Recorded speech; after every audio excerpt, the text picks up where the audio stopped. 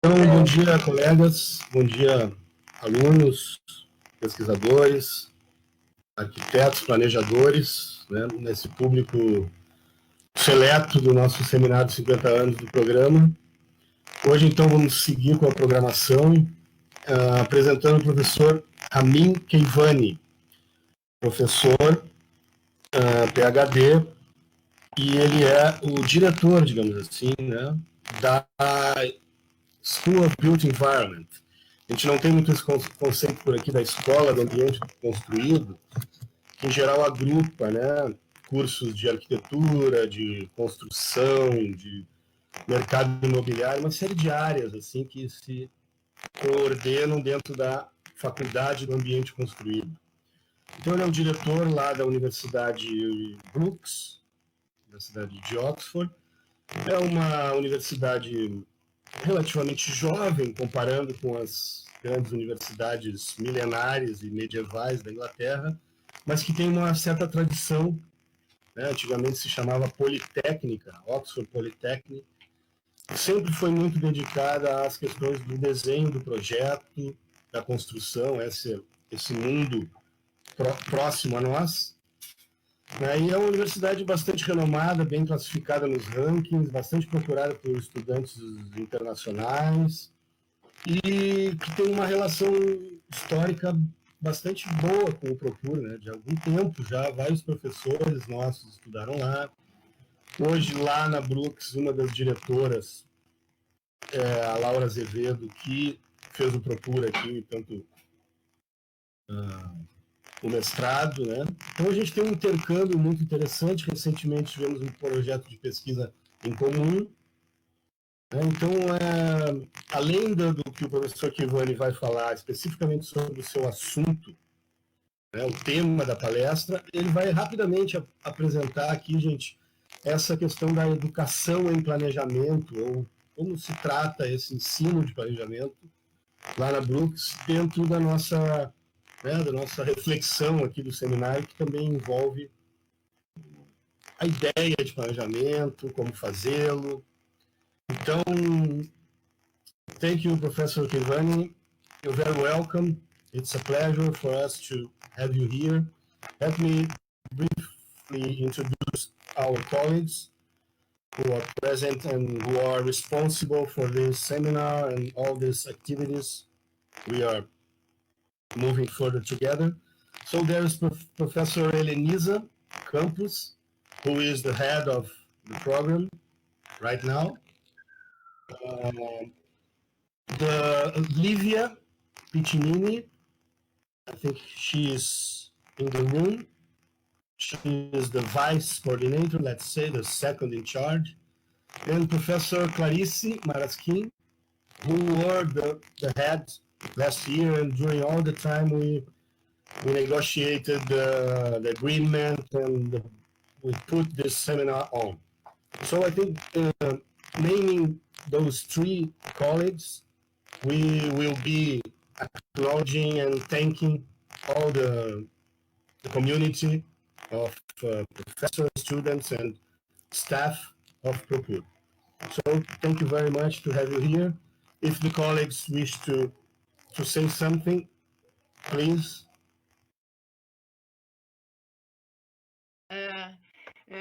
Good morning, Professor Ramin M-Keivani. Welcome to PROPUR.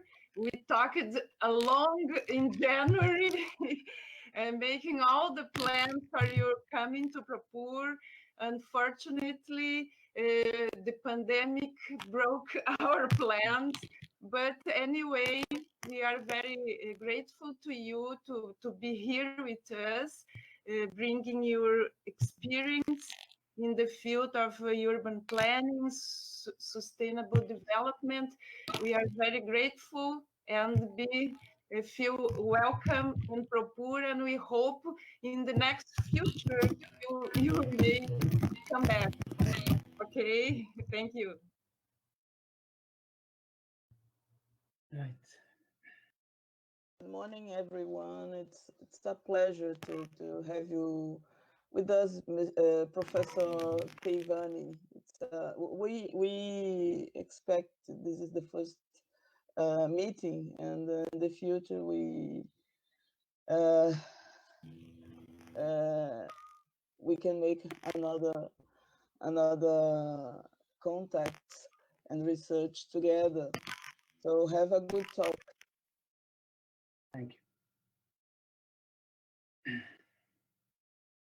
Ok. Júlio, só um minutinho, verifica se o teu microfone não tá dando um ruído bem alto. Eu não sei se é o teu microfone ou é algo assim que o pessoal está comentando também, para mim também está gerando um ruído. Tu estás usando algum tipo de... Não. Quando tu fala... O teu microfone está com algum ruído, Júlio. Vamos ter que ver isso aí depois. Não, eu tenho um headset, mas ele não cabe nesse laptop aqui. Alô? Mas nada, eu acho que nada que impeça também, nada que impeça. Melhorou? Não, é algo que vem no fundo da tua fala. Nada que impeça a continuidade do... A gente consegue te ouvir bem. Tá, eu vou fazer só um testezinho mais aqui sobre o microfone, gente, um minutinho, então, só para a gente ver se... Né? Eu baixei um pouco o volume, tá melhor? Não. Toda vez que tu fala, vem um ruído de fundo, Júlio. Toda vez. Não, mas aqui tá super silencioso, não tem nada. Não, o problema é na máquina. Quando tu falas, aciona um ruído por trás da tua fala. Mas assim, se não tem jeito, pode ir tranquilo, porque a gente tá te ouvindo bem. E, enfim. Vai ser mais na parte das perguntas que pode interferir um pouco, né? Agora a gente não está te ouvindo. Porque tu está com o microfone fechado.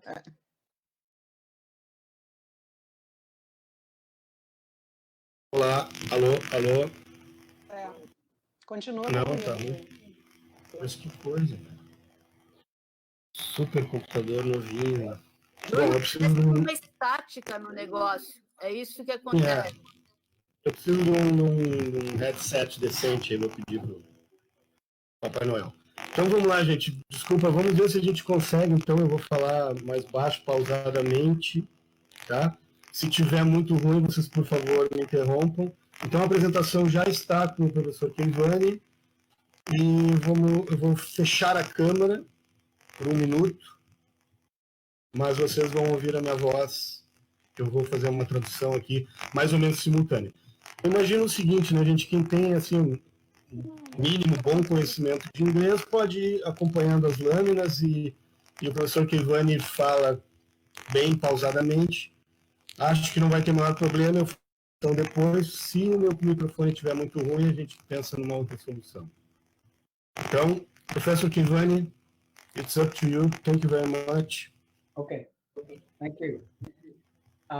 Well, first of all, let me thank you and also Eleneza, Livia and Clarice for organizing this event. As you said, it was unfortunate that I couldn't come to see you all personally, but at least this provides us with the option of meeting online and still contributing to your anniversary events and celebrations. May you go from strength to strength. I know that, of course, from discussions that you are one of the best, if not the best, planning school in Brazil. So it's a pleasure and honor for me as well to be able to share my thoughts with you today and to get some feedback from you as well. And also, I would like to send my greetings to many other colleagues that we worked with together, like Sevilla and Florianopolis, that I know some of these colleagues are now online. So hello, everyone. And also other colleagues from Porto Alegre as well. Okay, so let me translate just briefly, to summarize. Bom, acho que não precisa muito, né, gente? Só dizer que ele reconhece aqui a nossa condição, né? O PROPUR é conhecido um pouco por causa daquelas relações que eu comentei, mas também eu acho que a gente tem um certo impacto. Então, isso é muito interessante, ele está reconhecendo isso, agradecendo para todo mundo.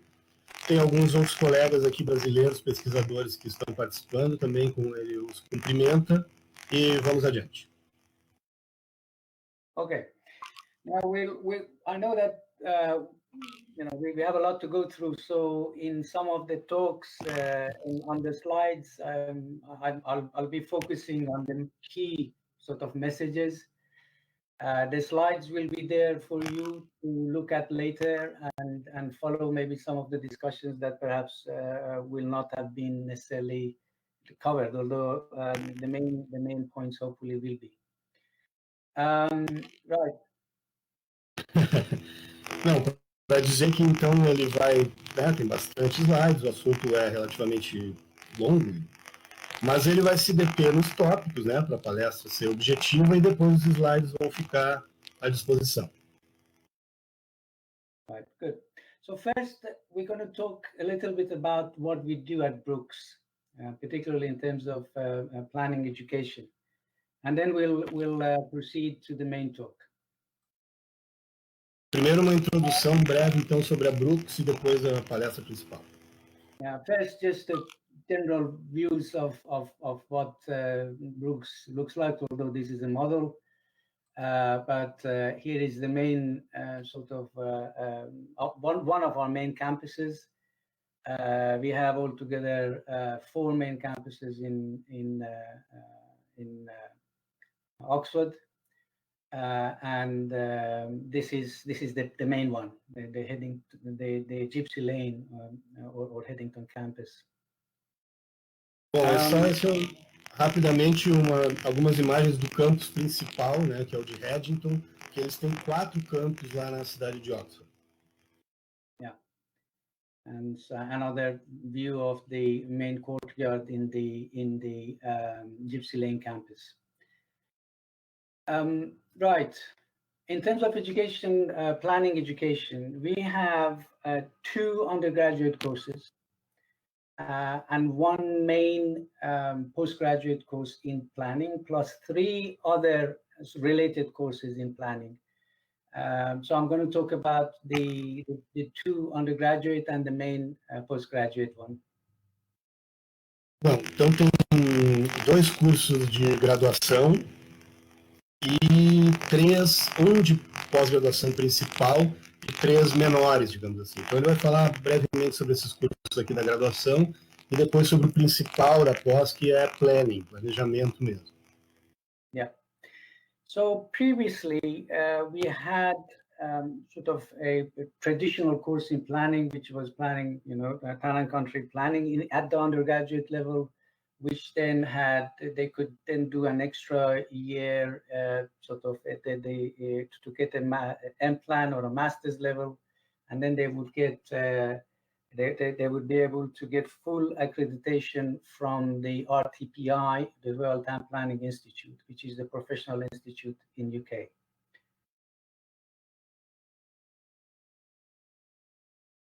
You are mute.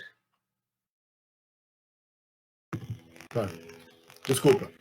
Então, assim, esse curso é de graduação no esquema europeu, de 3 anos, mais um mestrado que, se feito em aquele master deles, dá a acreditação, né, digamos assim, o registro profissional no RIPP, que é o Royal Institute of Town and Country Planning. Então, eles têm um instituto como se fosse um CAL, uma autarquia, que é uma mistura de sociedade privada com um órgão público de planejamento, de town and country, de cidades e vilas, né, e urbano e regional.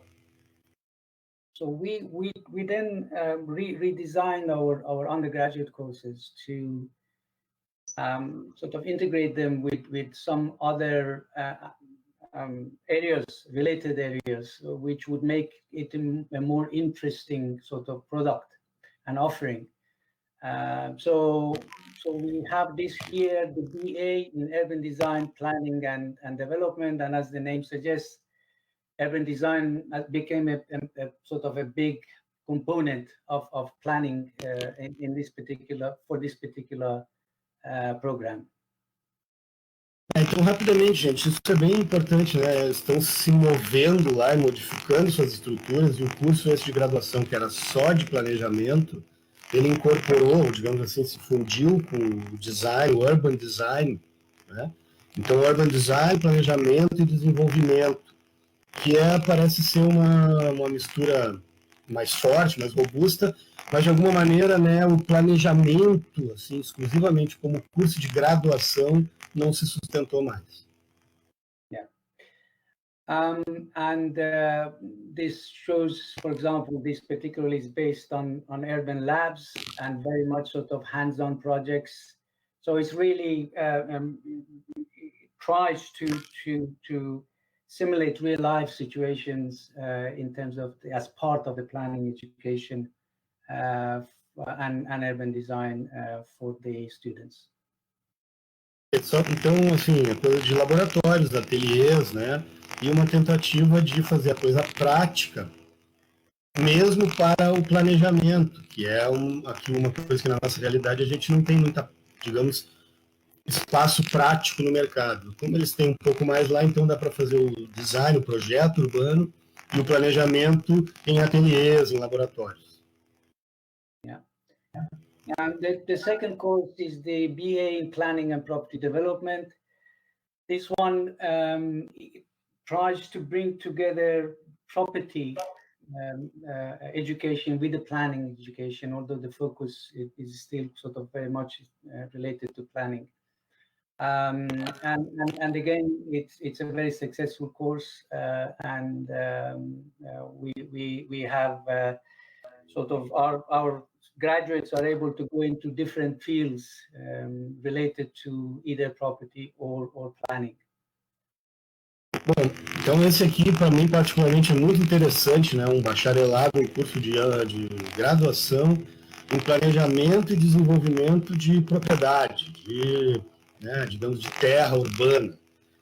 E aí é uma carreira como analista, prospectador, desenvolvedor, é uma coisa que se aproxima um pouco mais de uma atividade prática de mercado, não necessariamente projetual, ou seja, desenvolver cidades, bairros, loteamentos, entendendo de, como vocês estão vendo ali, avaliação, legislação, planejamento, arquitetura, de uma forma mais ampla. Yeah, I must say that at the same time, while Brookes is one of the sort of largest centers actually in UK in planning education, we are also very sort of one of the top places for property and real estate education. And we have a separate major real estate course in undergraduate real estate course, which is separate to the one here with planning.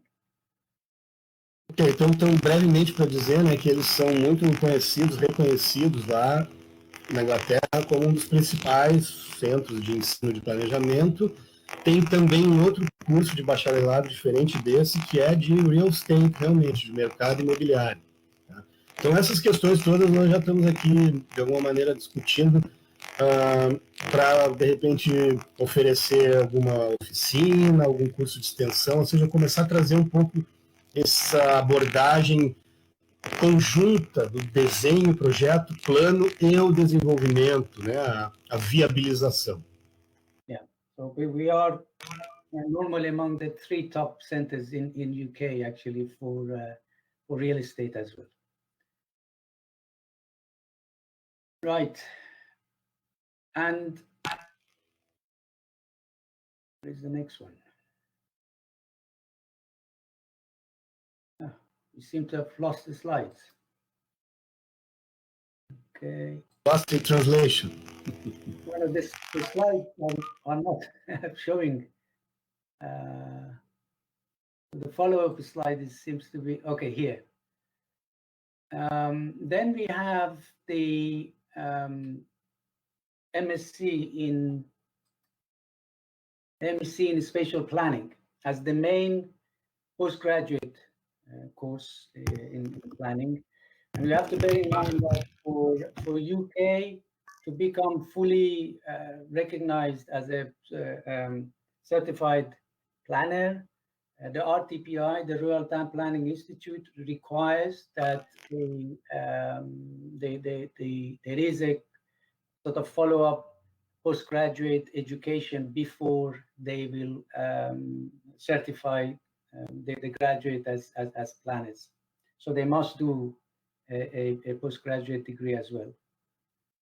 Como eu comentei antes, né, com a pré-graduação, a graduação deles, eles ganham um título limitado, né, o sistema que tem na arquitetura também. Depois, para ser totalmente acreditado pelo Instituto Real, precisa fazer esse mestrado em Spatial Planning. Yeah. So we have our masters in spatial planning, and just shows the detail of what we teach in terms of covering different aspects from urban design that you can specialize in urban design, historic conservation, and so forth. That are noted there, and these relate to our other master's degrees that people can take to specialize in. Bom, então só rapidamente, né? Uma oferta ampla de assuntos que passam pela preservação, legislação, a questão ambiental, técnicas de SIG, infraestrutura, que é uma coisa que às vezes a gente sente um pouco de falta, né? Mesmo tendo as linhas e tal, a nossa integração. Claro, né, gente? Rapidamente aqui um comentário, né? O sistema deles lá é compacto, assim, né? A graduação, esse mestrado rápido, digamos, então é tudo muito mais objetivo, mais pragmático. Os nossos mestrados já são uma coisa mais aberta, científica, de aprofundamento, de pesquisa, então, inevitavelmente, é mais difícil ter uma coesão, né? Tudo juntinho e organizado. Right. And these next slides just show the structure of the course, so we won't dwell on them. Sometimes, okay, so that's for full-time, and you can take it part-time as well, over 2 years. And finally, we have just noting some of the other courses, which was mentioned previously. So we have MA Urban Design, Environmental Impact Assessment and Management, Infrastructure Planning and Sustainable Development, and also Historic Conservation, actually. Yeah, I didn't put it in here because I thought it's a little bit further from maybe directly the planning side. But these are all another 4 planning-related master's degree that we offer. Então, essa é a oferta em mestrados na área do planejamento, né? Vocês viram ali mais 2, além de um de conservação, Historical Conservation, que é um patrimônio que, como eu disse, é um pouquinho mais distante do planejamento. Right. Well, thank you very much. So that's sort of a brief introduction to planning education at Brookes. Hopefully, we should have the next slide coming up. There is a slight gap between the. Okay. Right. So now we'll focus on the main talk. Right. Okay.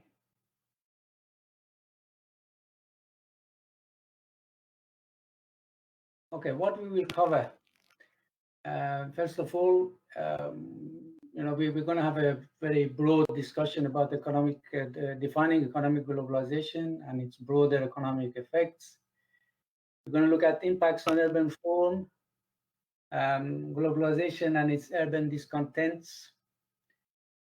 Then we focus on urban inequality and a discussion around sort of a way towards the social sustainability. Then we will look at the current situation, COVID-19 and its aftershocks. Then we'll have some discussion around the role of planners and then concluding remarks. Ok, então, gente, acho que tá bem fácil aí, né? Vai fazer uma palestra vindo de cima para baixo, lá pela questão geral da globalização, efeitos econômicos, chegando na questão da forma urbana. Esse aspecto aqui da globalização e seus descontentes urbanos é uma coisa interessante. focando na questão da desigualdade urbana, e vai falar um pouquinho, no fim, sobre, inevitavelmente, o Covid e suas consequências, o papel de planejadores nessa coisa toda, e vai fechar, então, com alguns comentários finais.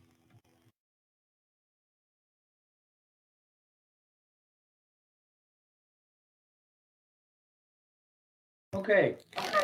There's a lot sort of has been discussed about economic globalization, but and you can look at it from different aspects, cultural, for example, or other issues. But for me, and I think, and it's particularly its impact on urban or its urban consequences.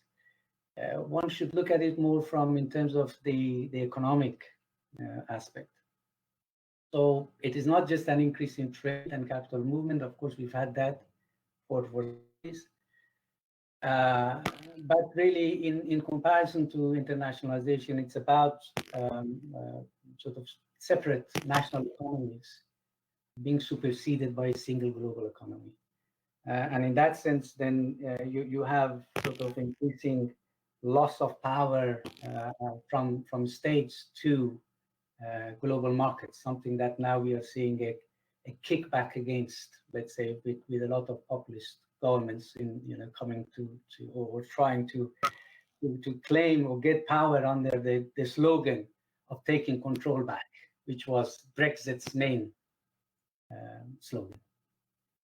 Não, então, gente, o conceito, né, que sempre houve, e é legal falar de alguém que está lá no centro do antigo imperialismo, mesmo ele não sendo exatamente um britânico, mas lá essa internacionalização com as multinacionais, a interação entre governos, as influências culturais, isso já vem de muito tempo.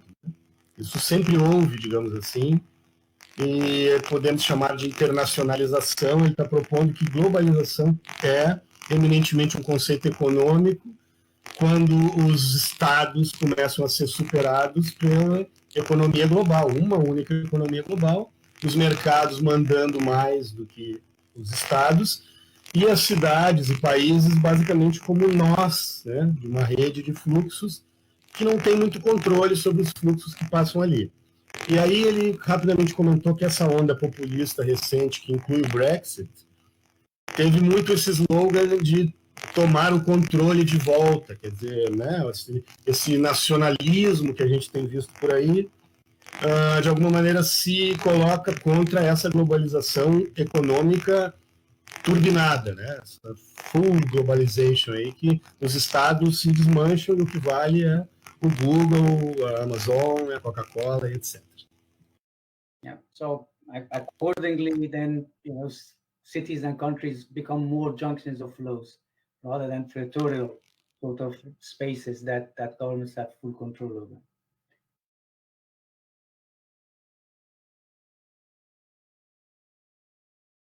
So, but at the same time, it's an uneven process. Okay, so always what I sort of the example I use is actually the City of London.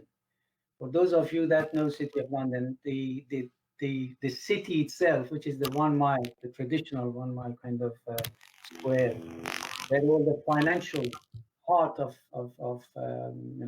world sort of tends to lie. Next to it, you have Spitalfield, so which is one of the poorest wards in UK. Okay, so on one, just essentially within a few meters, you pass from one of the richest parts in the world to one of the poorest sort of wards in UK. So, go on. Ele está dando um exemplo de Londres, que para nós é bastante conhecido, né? Acho que em breve também ele vai tratar aqui dos nossos países do Sul Global, mas em Londres tem a City, né? Ali, aquela milha quadrada de bancos e financeiras e o centro financeiro do mundo, o metro quadrado dos mais caros do mundo, e logo do lado tem o bairro de Spitalfield, que é um dos mais pobres da Inglaterra. Então esse contraste que mostra que, obviamente, essa globalização, que em tese é uma equalização, né? Tudo passa por tudo e se equivale numa economia global, na verdade, é um processo bastante desigual. Né? So, essentially, then it has an uneven impact, both between countries and within countries and within cities.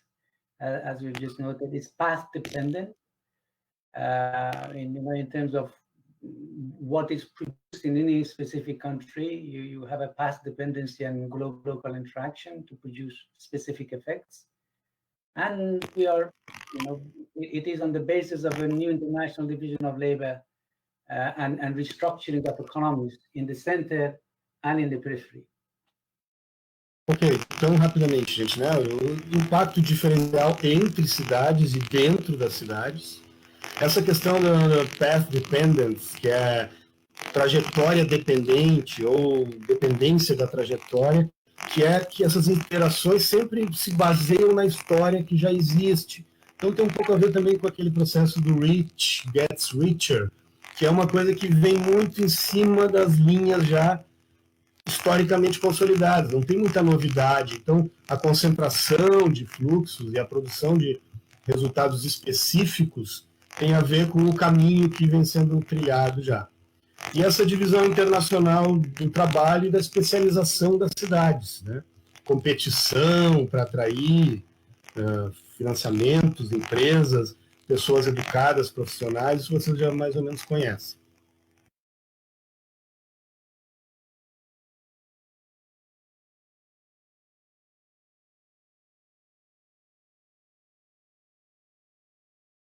Okay. Yeah, I think it takes time for it to okay. Load. I think there's because there's a load on the internet probably. So in terms of macroeconomic effects, this is something that has particularly took hold about 40 years ago, but it's continued. In terms of large-scale deregulation of the economy, liberalization of global capital flows, as I mentioned before, sectoral shifts in the core and semi-peripheries. So we have deindustrialization, which has been in the core economies, which have been taken over a long time, and focus on sort of higher value-added industries, shift from mining, which is low value added, to finance, to universities, knowledge-based universities, knowledge-based industries, etc., fashion, yeah, everything. You put a pound in instead of getting £2 back, you get 50 pounds back, 100 pounds back. Okay, I mean that's how the economies have been structuring in the core, and some of the low value-added industries then have been shifted to other places which have comparative advantages, other places to produce, lower production costs, labor costs, etc., etc. And the cities of the south have been taking those.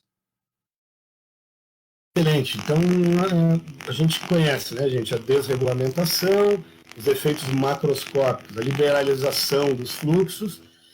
Essa coisa aqui muito interessante das mudanças setoriais dentro dos países centrais e semi-periféricos. Vamos dizer, antigamente, né, os colegas que estão aqui, a gente chamava de primeiro mundo, segundo mundo e terceiro mundo. Hoje não é mais bem assim, é Sul Global, Norte Global, desenvolvimento e tal. Mas nos países centrais e ricos, né, a desindustrialização devagar foi acabando, e essa questão dos serviços com alto valor agregado, como ele diz, baseados no conhecimento, na informação.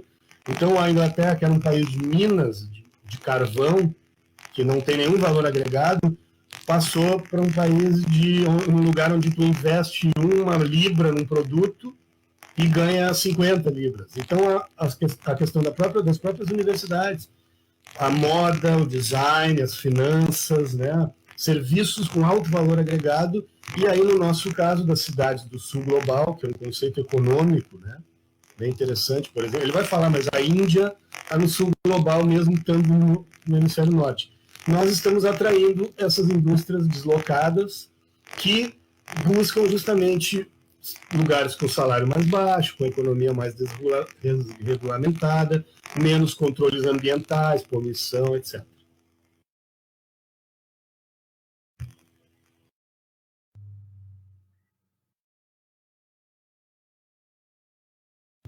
Tem um delayzinho já.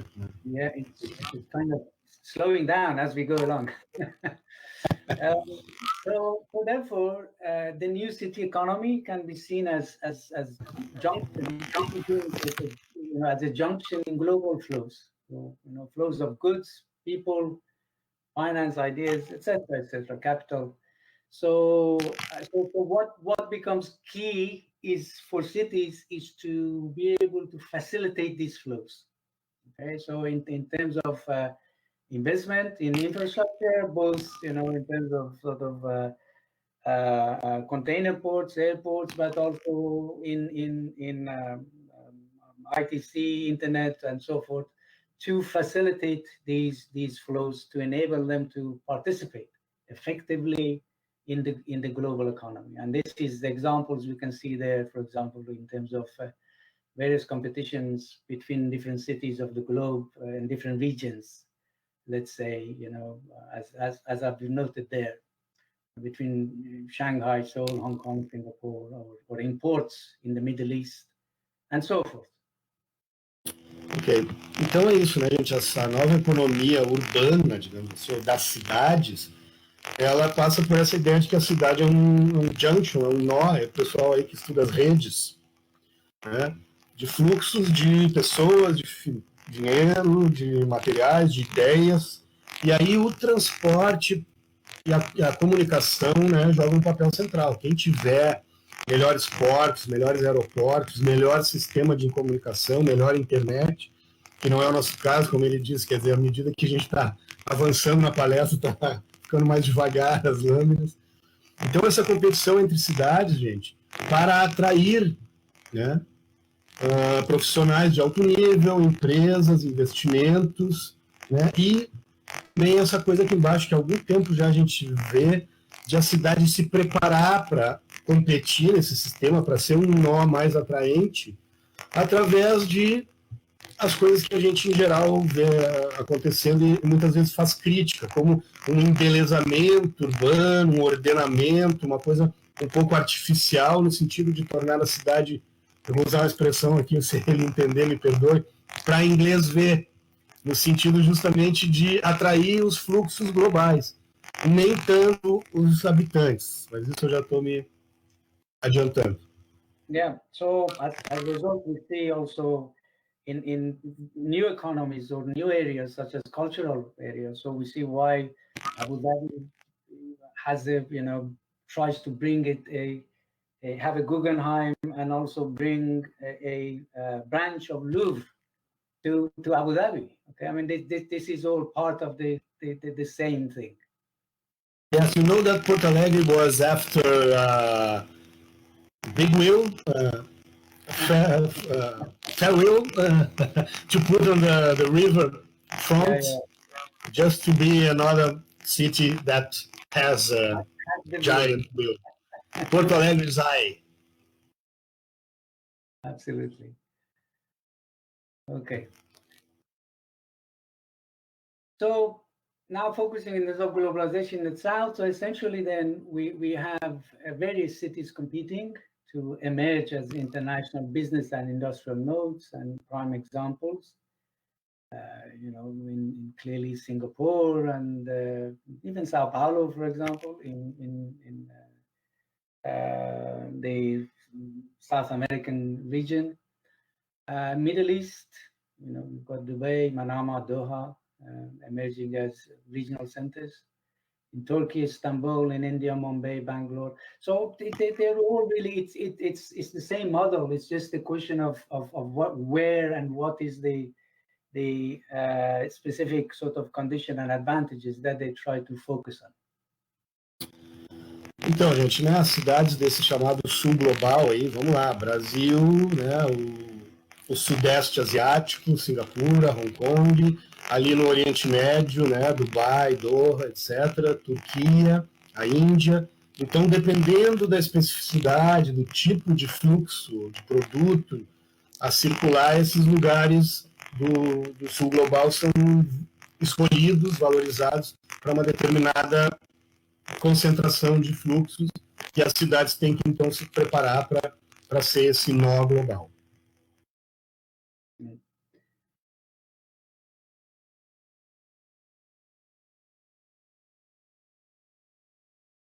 But in relation to this, I think it's important to note that the response for changing technology and adaptation, because things don't stay the same. And one area that I thought maybe could illustrate this well is in business processing outsourcing or BPO activities. Now, I know, I'm sure you have the same, but in UK, whenever you call your bank, you're connected to in India or Philippines. So these kind of activities became very, very dominant at one time, but they also have become sort of threatened. So even though it was a major part of growth, reaching here annual revenue of 186 billion in 2017, new technologies, particularly what is called RPA, robotics process automation, has kind of threatened it. So a lot of these guys who were answering the phones were becoming redundant, because a lot of younger people like to chat rather than send messages rather than talk to somebody, and AI kind of responds to these now. Well, então, gente, essa questão do business processing outsourcing, que é exportar o meio dos negócios, vamos lá, simplificadamente, call center, ele está dizendo aqui, né? Quer dizer, os bancos, as grandes corporações também botam nessas cidades do terceiro mundo, do Sul Global, esses serviços intermediários da sua grande questão, que é as finanças. Então, transferir um call center para a Índia, a gente, às vezes, até problemas nossos aqui no Brasil, tu vai ligar para a empresa, quem atende é alguém lá na Índia. E até isso está sendo, então, agora ameaçado pela automação, pela questão da inteligência artificial, dos logaritmos e o entendimento dos robôs de que as perguntas são sempre as mesmas. Aquela coisa que a gente conhece, né? Cada vez menos tu pode falar com alguém quando tu liga para um 0800. Ainda podia lá na Índia, agora nem isso. Tá?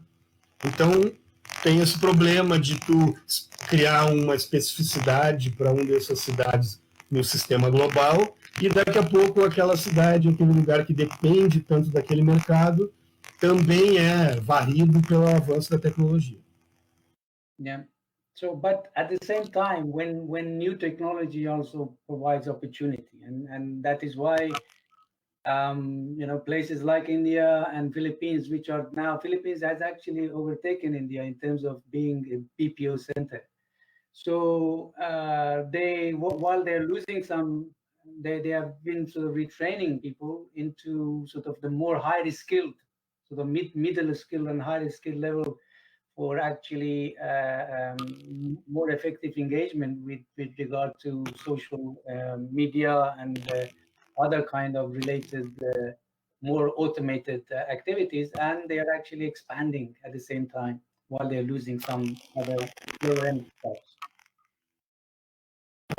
Legal, interessante isso. Ao mesmo tempo que perde, né, gente, ali, ele está comentando que as Filipinas estavam passando a Índia como centro global de call centers e desse processamento intermediário de produtos financeiros, mas que aí, ao mesmo tempo que perde um monte de emprego com essa automação, eles também procuram buscar o mercado, treinando, capacitando as pessoas para irem um pouquinho além, poder interagir com mídia social, poder programar, de repente. Ou seja, aquela massa trabalhadora que perdeu aquele nicho se move junto com a tecnologia.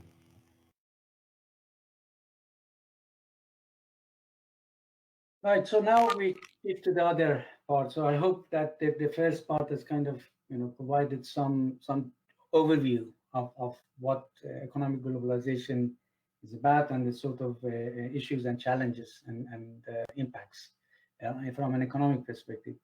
So in terms of impact on urban form, we're kind of shifting from crystal-based hierarchical system. Those of you that have done some work on planning and urban design are familiar with this. To more towards a sort of functional synergy and network city systems, and we have examples of this in UK particularly. There is this corridor between Cambridge, London, Oxford, for example, as a key area for particularly knowledge-based industries and activities, and the same thing you can see in other areas where there are these networks of cities that work together to create synergies for complementary activities for enhancing, if you like, the regional capacity and competitive base. Interessante. Então, assim, descendo dos conceitos gerais que ele espera que tenham, de alguma maneira, né, sido entendidos, e uma síntese desse processo de globalização, chegando perto das cidades, falando mais ainda das redes regionais. E ele está comentando aqui, daquele sistema hierárquico do cristal, da rede de cidades dura e fixa, né, estática, digamos assim, para um sistema de fluxos, de sinergias, ou seja, a coisa mais dinâmica, mais em desequilíbrio permanente, digamos, né? Então ele citou ali como exemplo o corredor que estão fazendo lá, London, Cambridge, Oxford, de maneira a reforçar um arranjo regional para melhor competir nesse sistema global de fluxos. Yeah. And city development generally becomes more reoriented in line with requirements of international capital, because with all the changes that have occurred, both restructuring economically, but also in terms of the competition for bringing in the foreign direct investment, attracting foreign direct investment. And as a result, you have also this intensified, if you like, redevelopment of central business districts, and which have happened in most of these major centers. In UK, of course, we had the development of the if you like, London Docklands area as an extension of the City of London in the 1980s and 1990s. But you have the same example happening in many other countries as well. Então, gente, a reorganização da cidade, o desenvolvimento espacial alinhado com esses requerimentos do capital internacional. Isso a gente conhece bem aqui, né? Ele citou os exemplos ali das Docklands de Londres, São Paulo, Xangai, essa questão de desenvolver e criar centros de negócios, né? De criar novos, esses projetos que em alguns casos, né, numa visão crítica, a gente chama de urbanismo neoliberal, que são esses conjuntos de torres, hotéis, escritórios, né, de alto gabarito, digamos, com custos altos e preços proibitivos, etc.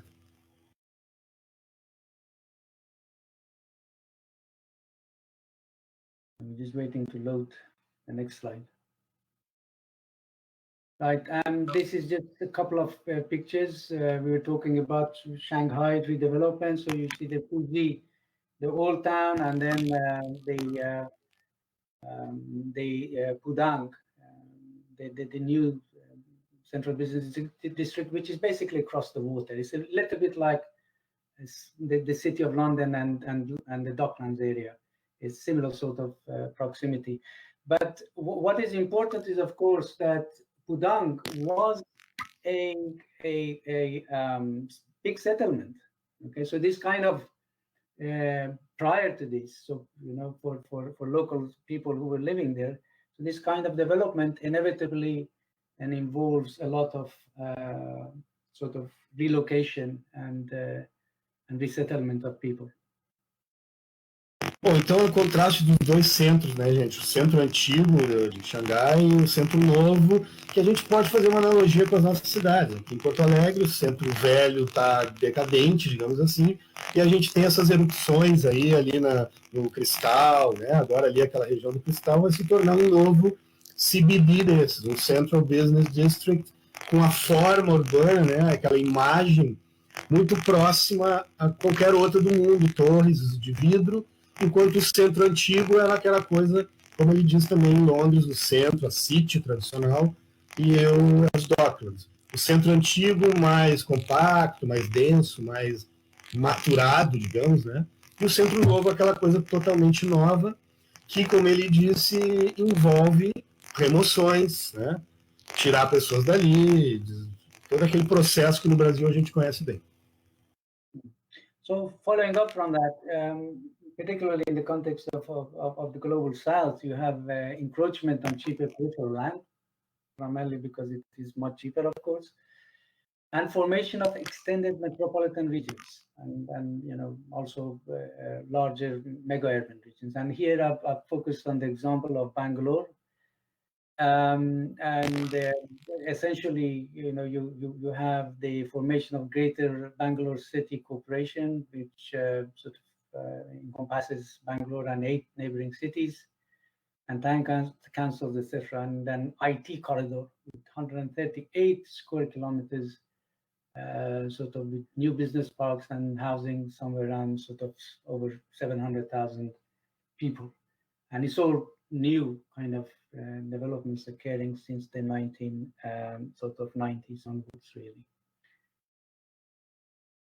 Muito interessante. Então ele está dizendo que esses processos aí levam, então, que também tenham esses encroachment, essas inserções, essas enclaves, assim, em terras de periferia barata, né? Começa a sair, ó, desenvolvimentos industriais e upper middle class housing, ou seja, condomínios na periferia, né? Condomínios fechados, mais para longe, vão saindo, comprando as terras baratas da periferia e vão criando esses enclaves. E aí acontecem coisas como esses grandes corredores metropolitanos, ele está dando um exemplo aqui da cidade de Bangalore, na Índia, que num processo daquelas, né, digamos, consorciar grandes operações urbanas, né, se formou uma corporação para desenvolver a cidade com os seus vizinhos, um corredor de 138 quilômetros quadrados, com um business park e para cerca de 700 mil trabalhadores, que provavelmente vão chegar a 1 milhão até 2020, que agora devem ter chegado, ou seja, um enorme centro de negócios, escritórios e empresas, numa região periférica e unindo cidades, bairros, e aí isso borra a dicotomia rural e urbano, né? Leva indústrias para fora, aglomera em alguns lugares, perde um pouco aquela clareza e estanqueidade que a gente via nos modelos urbanos tradicionais. So as a result, we have a blurring of rural and urban dichotomy. I mean, it becomes, especially for planning purposes, that becomes very, very important because really a lot of these pre-urban areas kind of merge into the urban area, and the question is, where do you draw the line? And that is a problematic issue, as well as, of course, other impacts which we look at as we go along in terms of social and environmental consequences as well. Bom, ele vai falar mais especificamente dos impactos sociais, econômicos, ambientais, mas lembrando que para nós planejadores essa confusão, essa situação um pouco menos estática, previsível e durinha, vamos dizer assim, né? Ela fica mais difícil de planejar, né? O aumento nesse esquema de fluxos e de cidades que se adaptam rapidamente, de surgimento de centralidades, é mais difícil. A gente precisa ser, então, bons profissionais de planejamento. And this is the map of Bangalore, showing us this is the actual city itself. As you can see, it's already sort of expanded into the peripheral area, and then the bigger sort of mega metropolitan region that it's sort of going into.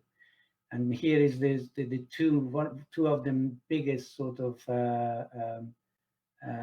IT industrial estates, and this is the new one with the Whitefield, which was developed, and this corridor that has been developed, it's called the IT corridor essentially, and houses, as I said, well over 1 million new people in terms of the population that have been shifted there, essentially middle class, middle income high-tech sort of professionals. Então, assim, né, gente, são os anéis concêntricos, só que começa a surgir aqui, na linha dessas duas grandes instalações industriais aqui de tecnologia, esse corredor high-tech, né? Vamos lá, eu vou usar aqui, falar os vales do silício globais, né? E ali vai essa população, então, jovem, bem educada, geralmente classes médias mais altas, acabam por se concentrar, esvaziando também, a gente pode dizer, o antigo centro.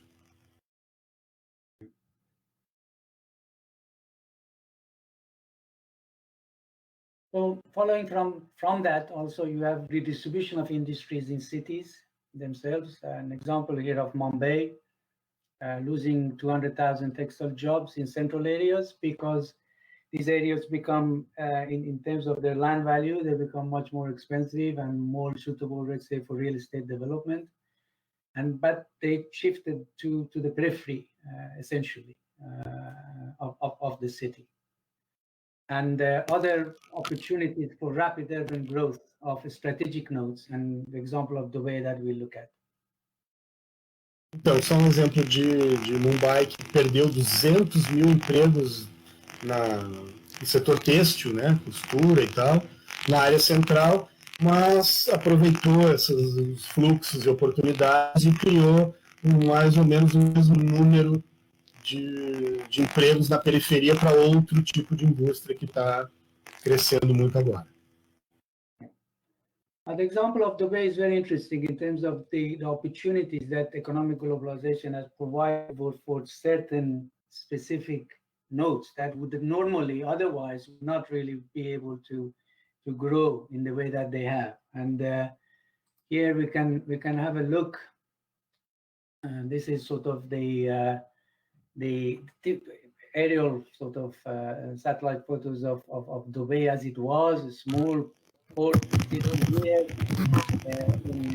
1968, with somewhere around 59,000 population, and then growing in 2006 to becoming a major urban center with all of these man-made islands and so forth that have gone into the Persian Gulf area. And here we can see it's fairly self-evident, really. It's one of these main streets. It's called the Sheikh Zayed Street.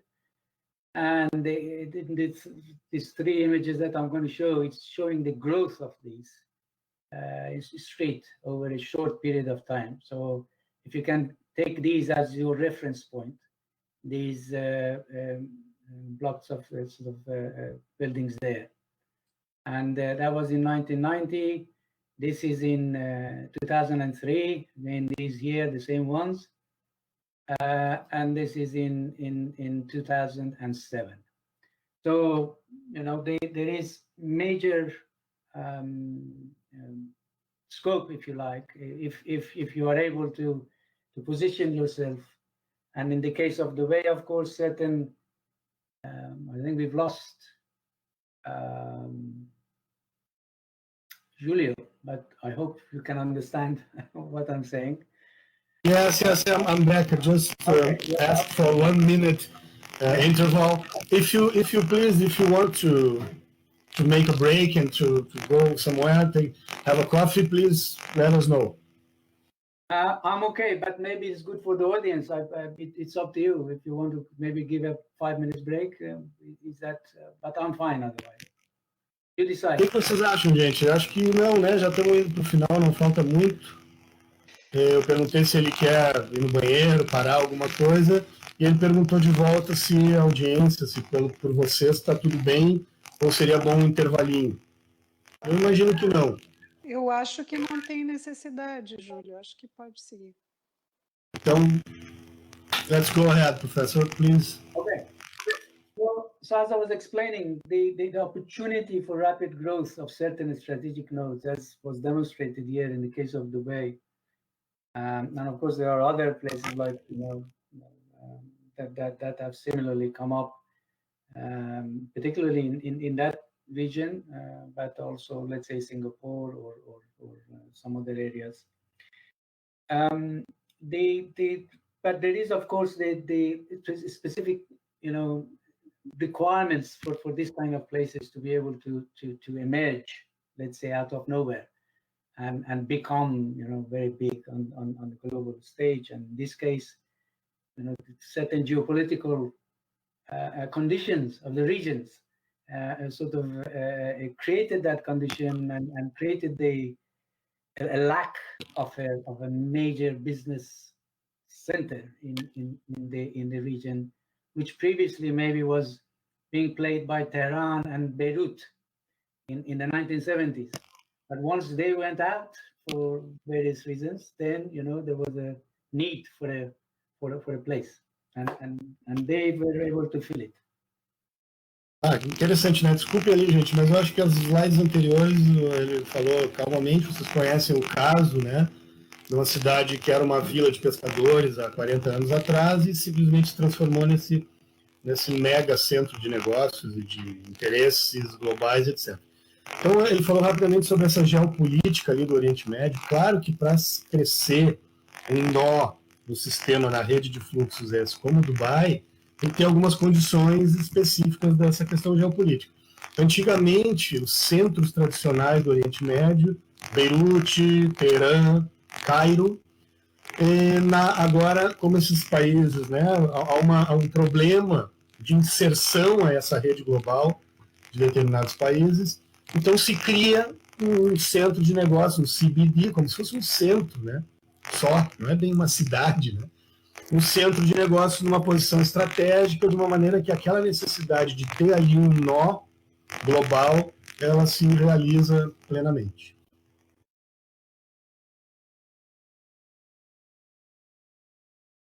So now we sort of shift to look at the urban discontent, if you like. So these were so far, some of the processes and maybe some of the positives in terms of opportunities as well for growth and economic development.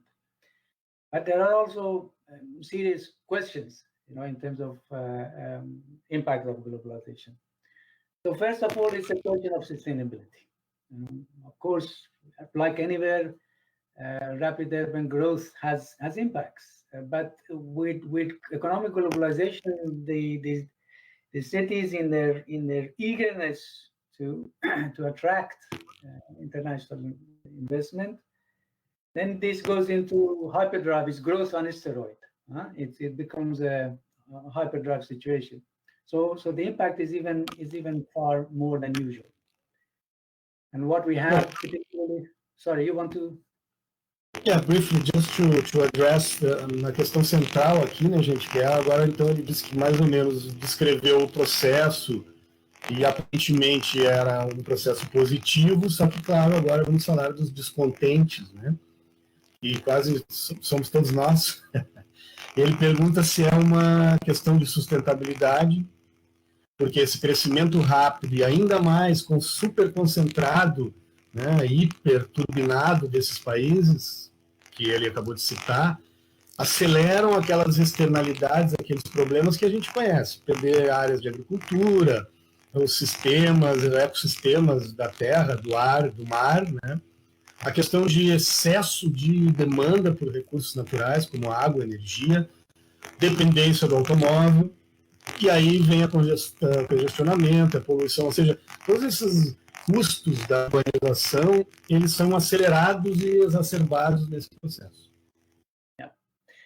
So key issue really around here is about, in terms of environmental sustainability, we're looking at loss of agricultural land, and in the case of the way which I showed you those sort of images of the artificial island, even marine ecosystems, particularly in a closed sea on one side anyway, like the Persian Gulf. So there are major issues to be thinking about, and all of these, and we will look at the pollution, for example, that was created in China as a result of the the sort of fossil burning fuels in factories and power stations, etc. So they all have major considerations. Again, water resources, high energy use. I mean, all of these cities in the southern part of the Persian Gulf, they are essentially, built on sand, and they are in desert. They don't have any water, or very minimal amount of water. So what do? They have massive desalination plants, and all of these, the requirement for energy is huge. And similarly with regard to congestions and air pollution. Okay, while you change the slide, yeah, I can talk about the last one. Então, mais ou menos o que eu já tinha comentado ali, gente, os problemas, a gente só deu mais uns detalhes interessantes que ali em Dubai, aquelas ilhas artificiais, né, impactaram o ecossistema marinho até o outro lado, todo o Golfo Pérsico ali mexeu no sistema vivo por causa daquelas lindas palmeiras e ilhas lá de lazer, de moradia e tal. Comentou também que, em geral, essas cidades do Oriente Médio são construídas na areia, né? Não tem água, efetivamente. Então, o custo de buscar água, de produzir energia, é imenso e com consequências degradantes do ambiente. And this in China illustrates this graph in terms of the relationship between growth in population and loss of agricultural land. And this is the story, well, everywhere really, in the sense of the impact that it is having. Perda de áreas de agricultura, né, gente? À medida que cresceu a população na China, as cidades se expandiram, diminuiu as áreas para plantar. Yeah, and looking at the again, this is a very familiar story to you, as well as to most of us who live in the cities of the global south and sometimes actually global north as well. But in terms of impact, and this is a pollution impact, and this is showing this is NASA images over China, the pollution, and it shows the comparison. It is a 1 month difference here between pre-lockdown and lockdown, after lockdown, when there was a major reduction in activities, in industrial activities and other pollutions in China. So it just illustrates really visually what we've been talking about. Bom, então esse eu não preciso falar muito, né? Imagino, visualmente, estamos todos envolvidos nesse tipo de análise, de percepção contemporânea, de que para a economia por um mês, o mundo volta a ser quase que selvagem.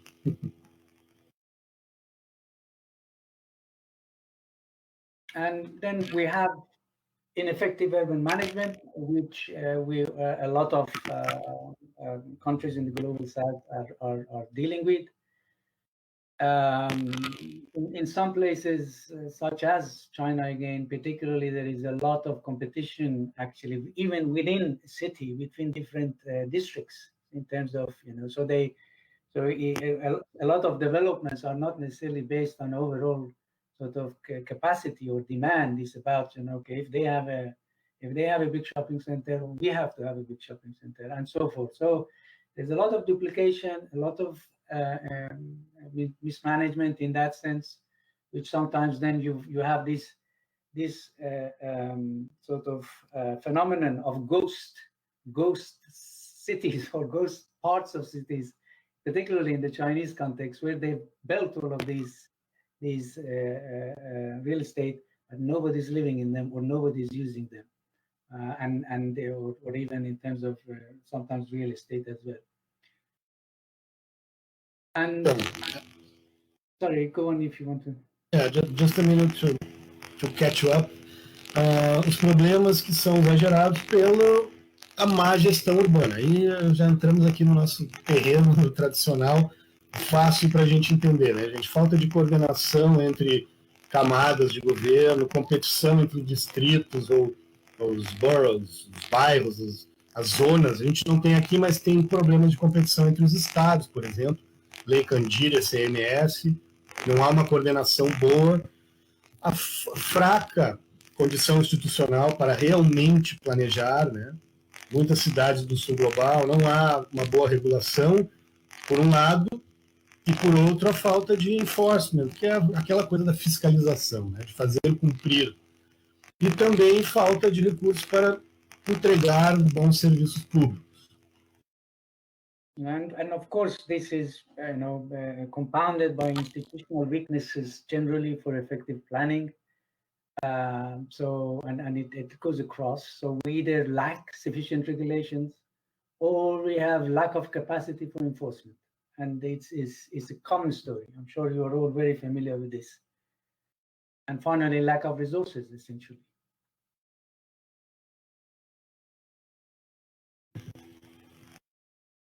Right, continue with that. So there is basically then an inherent conflict between requirements of transnational corporations and the disadvantaged urban populations. As I said, whether in London, when they expanded into the Docklands area, or whether in Shanghai when they expanded into Pudong, these people living there. People are using resources, and they are either relocated or they lose access to the resources, and there's always this battle going on. And there are some examples here, basically from different authors, showing the sort of impact that has been has happened in terms of relocation of people. The last one is Dharavi in Mumbai, which is one of the biggest sort of informal settlements, communities. Julio, you're mute. Yes, just to not get noise in, because okay. My neighbor started to make some noise all around, so I'm sorry for that. But let me say that I will translate this right now. Então, gente, enquanto aqui tem um pouco de barulho nas vizinhanças, tá? Peço desculpas. O que ele está dizendo é uma coisa que próxima à nossa realidade de remoções, transferência de pessoas, o crescimento dessas urbanizações globais, digamos assim, elas certamente expulsam muita gente, tiram pessoas dali, e ele vai dar um exemplo aqui dessa imensa favela em Mumbai, que as pessoas estão ali penduradas, esperando apenas uma decisão se vai haver a expansão do centro de negócios para cá ou mais para lá, e elas vão ter que sair dali. Yeah, so this is really an image of Dharavi and some of their workshops, and there you can see the sort of main financial center of Mumbai. So the issue is about expansion of the financial center and over onto Dharavi, and there's a major debate and battle going on in Mumbai over this. And different context, but similar stories. Of course, this is a picture of Sao Paulo, and I'm sure the figures already, so it's no I don't have to mention these. But a major issue is around in the metropolitan region of Sao Paulo, around sort of housing condition, and the fact that there's a conflict between the requirements of the local people living in informal communities and the real estate market and major development, including central business districts, which we will come to here or in the next slide. Então, brevemente, gente, falar sobre São Paulo, só uma realidade que agora se aproxima da gente, né? A questão da subnormalidade, digamos assim, da habitação. Não só favelas, como a precariedade da habitação e alguns percentuais ali que a gente conhece, que ele deve ter tirado de alguma referência respeitável, que mostra que é uma precariedade imensa na nossa massa habitacional, e esses processos, então, de crescimento das erupções, né, globalizadas, eles estão sempre ameaçando as pessoas. And this is another example from Sao Paulo, which is exactly similar to Dharavi, actually, although this was a much smaller community.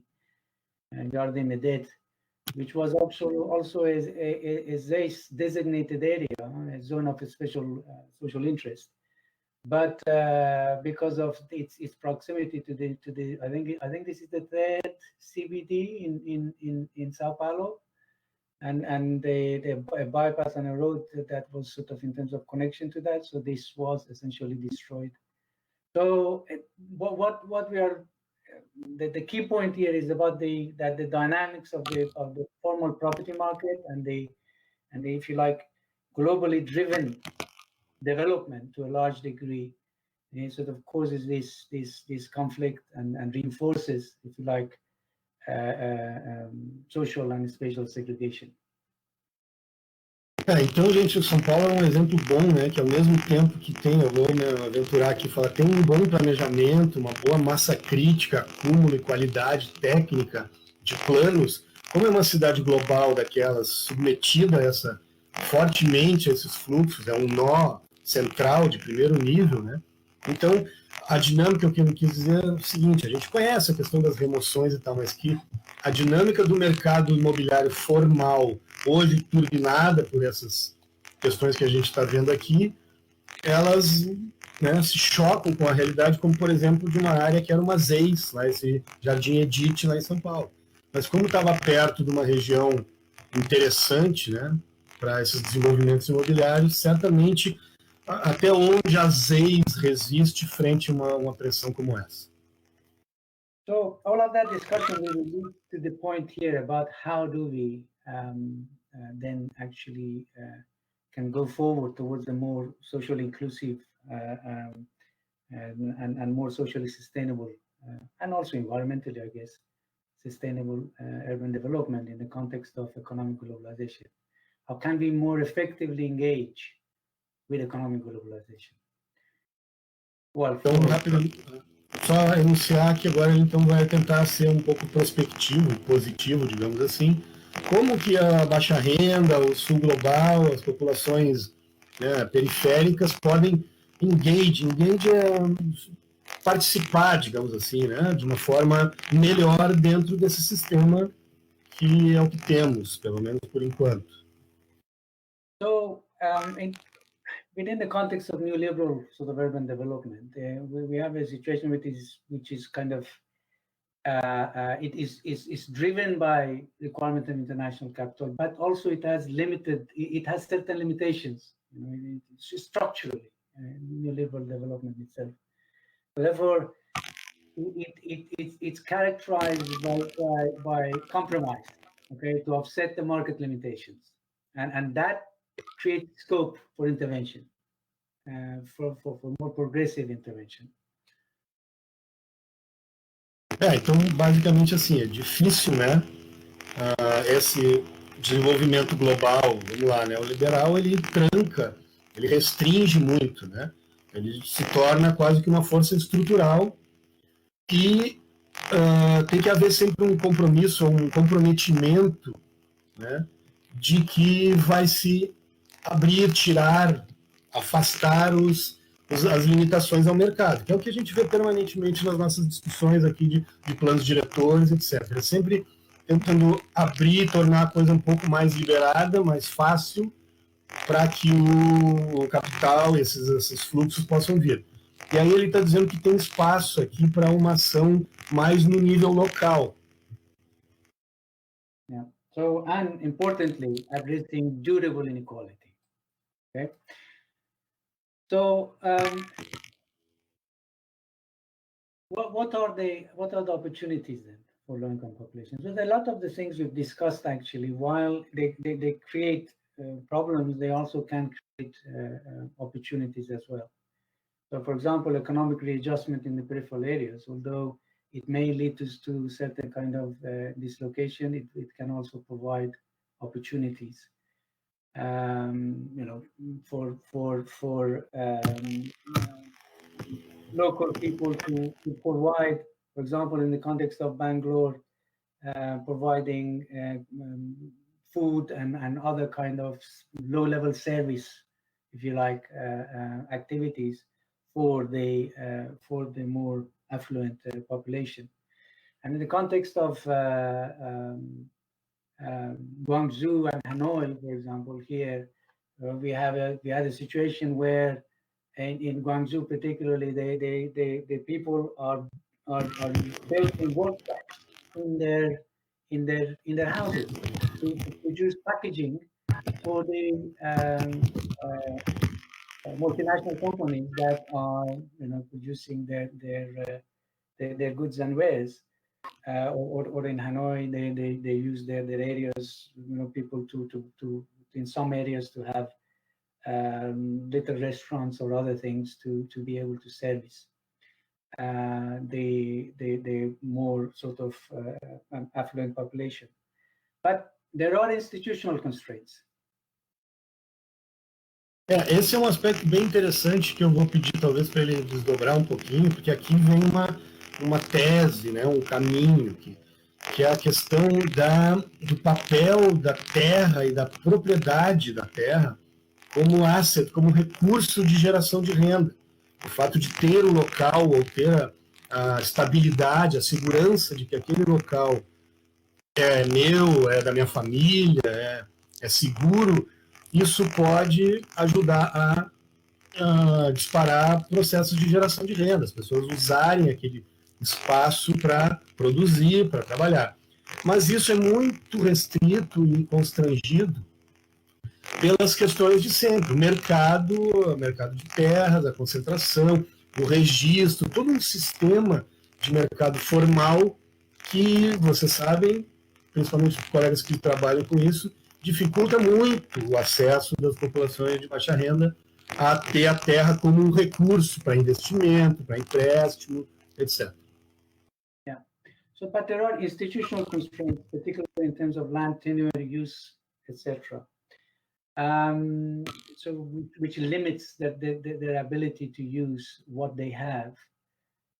Some people have put forward, and here is the importance of governance and institutional framework, have put forward ideas of what is needed to enable that kind of pro-poor governance. And someone like Divas, who did a lot of work in this area, was suggesting you need three sort of congruence of three or three things coming together, which is inclusive political process, sufficient competence and capacity of city government institutions, and pressure from civil society. At the same time, the others, to some degree, are proposing similar sort of thing. I would probably focus on occupancy urbanism by Benjamin, who did a lot of work on Bangalore, actually. And his point was that we need to use the political system in a way, and vote bank politics at the time when the local politicians need the vote of the local people.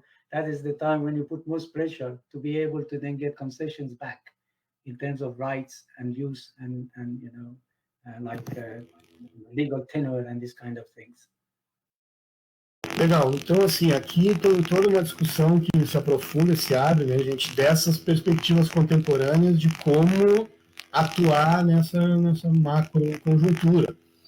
E aí a importância da governança e do quadro institucional, da organização institucional. Essa é uma questão que a gente também conhece bem.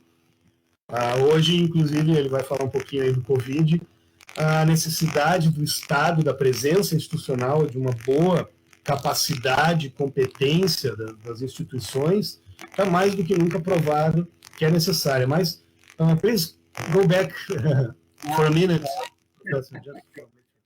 E outros autores que têm essas abordagens, né, que a gente mais ou menos tangencia, eu falando pessoalmente, com a questão do urbanismo tático e tal, é um pouco mais de fundo essas abordagens de espaço de manobra e urbanismo de ocupação, que passa não apenas pela coisa bottom-up, auto-organizada, e as questões de organização comunitária independente, emergente, digamos assim, mas também por uma articulação e uma detecção de oportunidades nas cidades, no sistema de governança.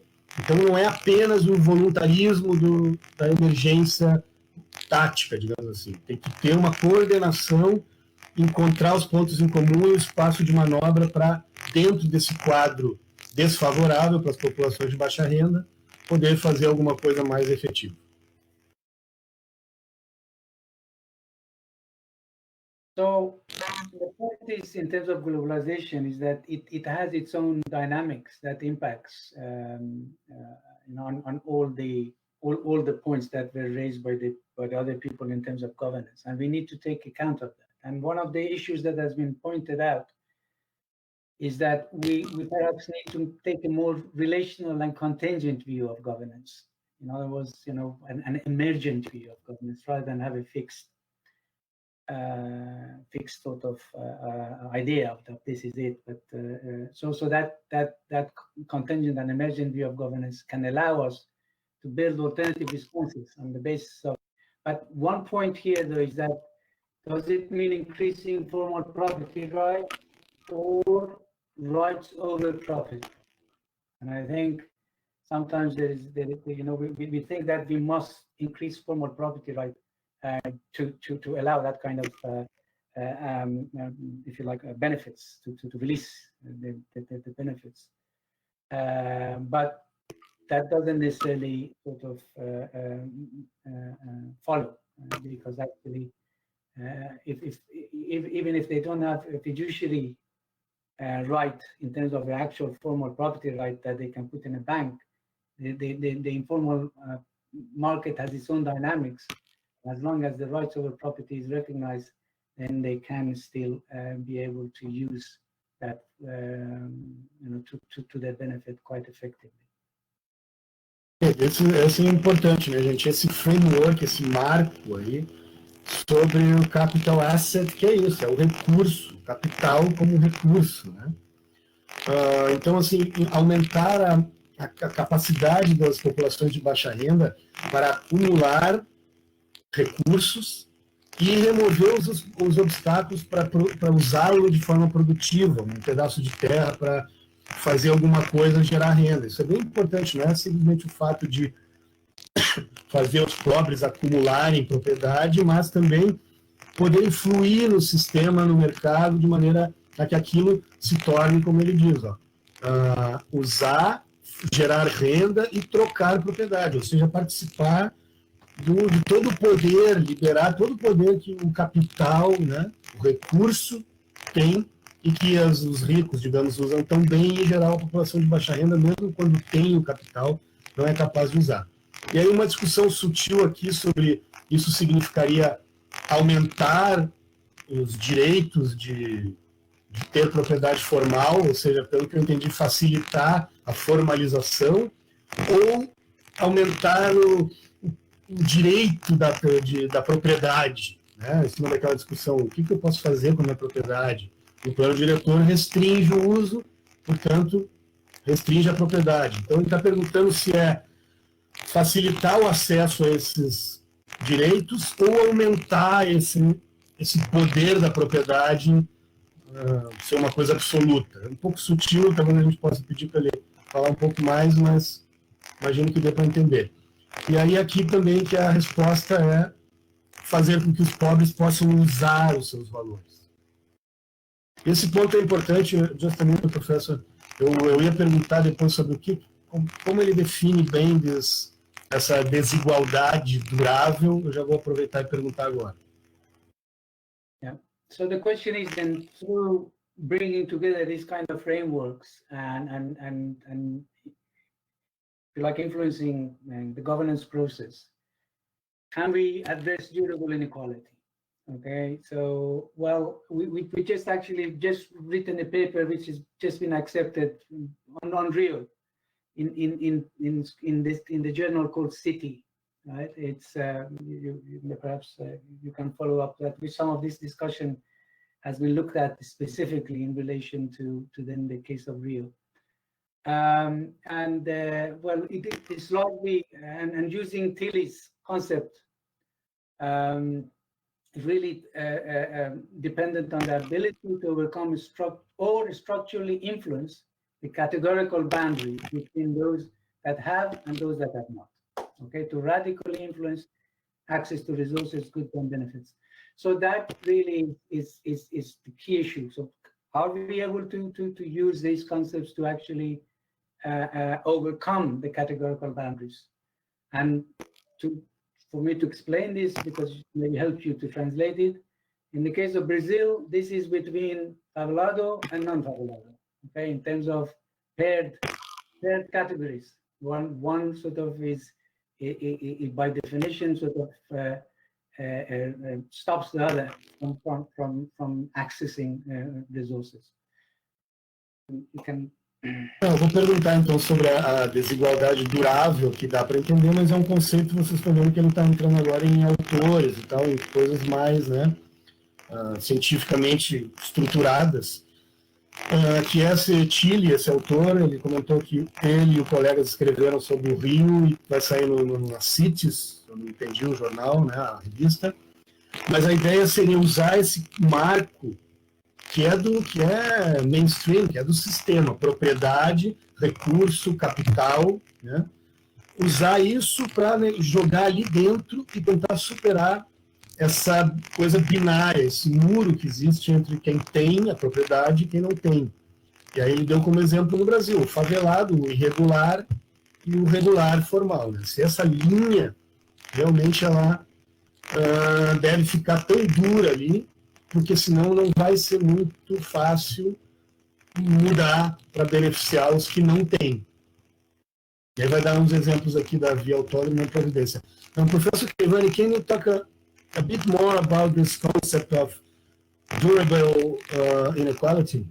Yeah, well, the idea is that in order to, that the idea of that when you've got this, if you like, paired categories, okay, like for example, male, female, okay, employer, employee, and so forth. So the issue is that as long as the boundary between these paired categories are maintained, then it leads to durable inequality. So in order to overcome this, you must actually break this in a substantive way, okay, which can allow them either mobility, flow between them, or access to resources in a way that would then substantially impact on durable inequality. And in the context of this paper, we particularly actually brought a lot of this discussion together around which we've been talking today, around globalization and global development and neoliberal development and governance, etc., to look then at using then finally to this concept to look at two examples, which were via autonomia and providencia, which I'll talk about, and that may explain it a bit better. Ok, então sim, eu até imagino que alguns de vocês da audiência possam já ter estudado esse conceito, mas quando as categorias são muito estanques, né, por exemplo, homem e mulher, né, empregado, empregador, isso é uma desigualdade durável, que até que se borre essa fronteira e se permita mobilidade entre as categorias, e vamos trazer de volta então para a questão econômica, quem tem a propriedade, quem não tem, essa é uma desigualdade que dura, que perpetua no tempo. Tá? Então agora ele vai falar sobre exemplos no Rio aqui.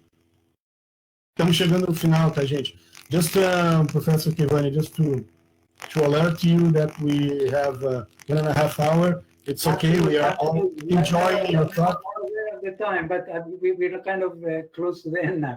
No, yeah, no problem. Just to alert people that we are getting to the end.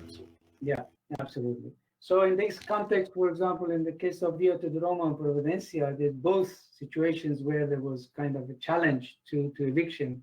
It's interestingly where in Via Roma actually they lost. It was in the case of that they were evicted primarily with except 20 families that stayed. In Providencia, they managed to stop the eviction for about a third of the population that was being planned. But paradoxically, in Via Roma, they succeeded in breaking that favelado, non-favelado boundary in a way that in Providencia it wasn't. Okay, so in one, it led, you could say that it argued that it led to to addressing durable inequality because, for example, of large compensations they received, good resettlement, and the 20 that they stayed. Whereas in Providência, nothing changed. Ok. Então, assim, os dois exemplos do Rio, né, que vocês devem conhecer rapidamente, tanto no Morro da Providência não houve essa possibilidade de disputar e de manter mais, evitar a remoção total, porque se ficou muito preso nas categorias do favelado e não favelado. Na Vila Autódromo, eles conseguiram avançar e usar os recursos e trabalhar de uma determinada maneira, que eu não conheço em detalhe, para evitar pelo menos uma parte da remoção. Okay, so this last bit we try and finish in 5 minutes very quickly. So first, we thought maybe we could have a quick look at the sort of impact of COVID-19. But really, it is a bleak picture. You know, there are some figures here from going the worst global recession in history. The World Bank stating that, you know, at best maybe minus 4.4 or up to 8% contraction this year in the global economy. And by the way, Latin America, all around Latin America, this is around 4.4%, by the way, not 8. Sort of looking at minus 7.2%. Então, rapidamente, né, gente, que antes do Covid já tinha um problema geral aqui na economia global, obviamente já estava em crise. A questão do euro, o Brexit, o Trump, a guerra com a China comercial, então já havia uma circunstância de crise, de impasse na economia global, que o Covid agora só acentuou e vocês, né, sabem bem, estão vendo essas previsões de que os PIBs e as produções vão cair vertiginosamente nesse ano e talvez no próximo.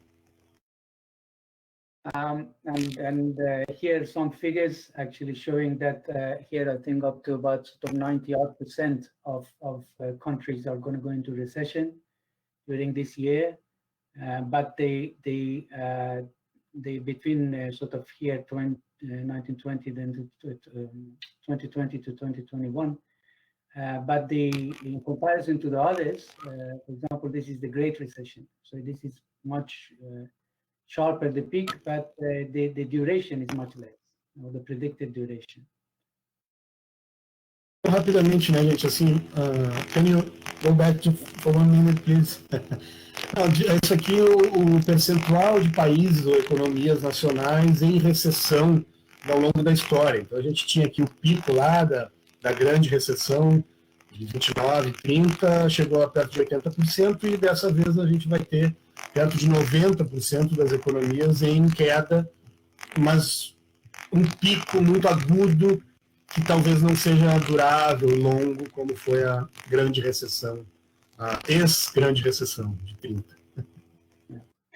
And similarly, this shows the forecast of global GDP dropping to where we are here. However, and this is, by the way, European air traffic scenarios, and as you can see, major drop for somewhere around, I think, is it about 90% in April, but gradually beginning to pick up. And if the scenario goes well, then we're going to go to somewhere around, I think, minus 15% in April next year. And if its scenario is worse, then it's minus 25%. But very sharp drop, maybe looking at slow growth. Ok, só rapidamente então a queda dos voos da atividade aérea internacional, que quando se recuperar, isso é interessante, não vai voltar para os mesmos patamares, vai demorar para voltar, e quando voltar vai ficar um pouco abaixo do que era historicamente estável. But is this the end of globalization? And there's been a lot of talk about how, you know, this is the end. Well, from my perspective, if you look at the figures, let's say that the World Bank has provided, is in fact is saying that if it's the 4.4% downturn is the case, then we will get a 4.2% increase in 2021 in global growth. Of course, it's from a recession, but you know the recovery starts. And also, the same way that in terms of containing the pandemic, really, if you're looking at global recovery, then we need global cooperation as well, more rather than less. Okay, so overall, I would say lessons have to be learned, but news of the death of globalization is probably greatly exaggerated. Então, assim, né, tem que aprender as lições, mas aqui os boatos da morte da globalização são exagerados, né? Esse é um xiste que se usa para dizer que tem boatos sobre a morte, mas eles são exagerados. Então, ele tem uma visão de que, como o Banco Mundial diz, há uma recuperação e que se houver mais cooperação aí, que vem um negócio legal, né? Para haver essa recuperação mais ou menos igual, é preciso mais cooperação do que menos, né? Então, isso coloca de novo esse debate sobre o nacionalismo, a preservação dos estados frente aos fluxos globais. Right.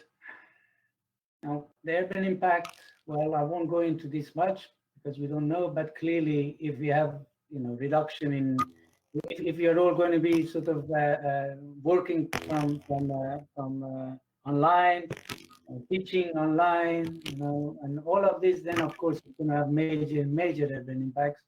But we will have to wait and see actually how it settles, and then we'll find out.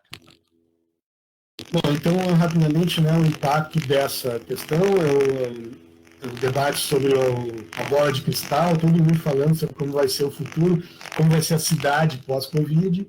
O que ele está dizendo que, obviamente, essas mudanças vão ficar, um resquício delas, né, do trabalho em casa, menos lazer, menos proximidade, e a demanda vai ser reduzida para escritórios e viagens. Isso já tá se vendo claramente, né? As empresas já estão adotando como permanente a política de home office ou part-time, né? Menos viagem de negócios, faz reunião pelo Webconferência, menos movimento nas ruas, que já estavam sofrendo antes do Covid, e questões que a gente não pode negar. Okay, I'm sure you'll be happy that we're coming to the end. Finally, what is the role of planners? Well, I think in terms of this debate, I would say that first of all, planners have to come out of the comfort zone. They need to engage with the economy, with the city economy, within a global context. It's not just about, development control of a building. It's not just about designing or deciding on where a road goes or doesn't go. Actually, we need to understand the city economy, and we need to understand how our city can fit within a global context. That's number one. Number two, we need to understand the political economy of the city and who wins, who loses, and the governance processes and for decision making. Who decides? Some colleague of mine said, who decides Bangalore must be the next Singapore? Absolutely. Who decides that? Okay. So yeah, the question is, how can decision making become more representative of different interest groups? And finally, how do their spatial interventions and regulatory decisions impact durable inequality? Não, então, né, gente, o nosso papel, terminando aqui, chegando no final, qual é o papel dos planejadores nesse mundo todo? Então, obviamente, né, sair da zona de conforto, digamos assim, estritamente espacial, que a gente gosta, né, de regular as construções, desenhar a cidade, né, e tem que se envolver no debate econômico, tem que aprender, tem que entender disso. Essa, então, é uma questão que a gente tem já começado a negociar com a Brookes para, como eu disse no início, ter algum tipo de avanço. Em breve, a gente gostaria de oferecer esse assunto, né, o mercado de terras, o mercado imobiliário, o desenvolvimento, a economia, os fluxos de dinheiro e o sistema de governança, ou seja, quem decide as coisas, né? A gente tem que, inevitavelmente, o planejador tem que se envolver na economia e na economia política, né? Ele disse, quem decide que Bangalore vai se tornar a próxima Singapura? Quem é que disse isso? Serve para quem? E aí a gente ter consciência como planejador que as intervenções espaciais e decisões de regulação impactam aquele aspecto lá muito interessante da desigualdade durável, ou seja, se a gente está aumentando essa durabilidade da desigualdade ou contribuindo para que ela se reduza. Right. So, thank you very much. I'm going to leave you with this concluding remarks. You can look at it yourself. Various questions raised, in terms of the points that we need to think about. So I'm going to leave you with that in mind. You can look at it yourselves. Now, if there's any questions, I'll be happy to hear. Although we have 10-15 minutes left. Ok, a gente tem pouco tempo, né, gente? Nós também, foi longo, agradeço a todos que ainda estão presentes. Obviamente que essa questão da tradução dificulta, demora um pouco mais, então nós estamos aqui com perto de 2 horas já. Mas ele então vai deixar aqui as conclusões, que tem mais ou menos um resumo, né, do que foi apresentado, e a gente pode abrir para perguntas e respostas, considerando então que tem um prazo apertadinho aqui, 10, 15 minutos, e eu vou então abrir o Facebook, lembrando que dá para também perguntar aos colegas que estão assistindo pelo Facebook. Vamos ver se a gente consegue aqui umas 3, no máximo 5 perguntas, de maneira a ele poder responder. Então eu vou abrir aqui já. Por favor, vocês escrevam aqui no bate-papo, tá? A gente vai organizando. Então eu vou começar com a pergunta da Luciana, professor. Asking about the challenges for participation. Yes, I think if I understand this correctly, it is talking about the challenges from participation that basically threaten democracy, right?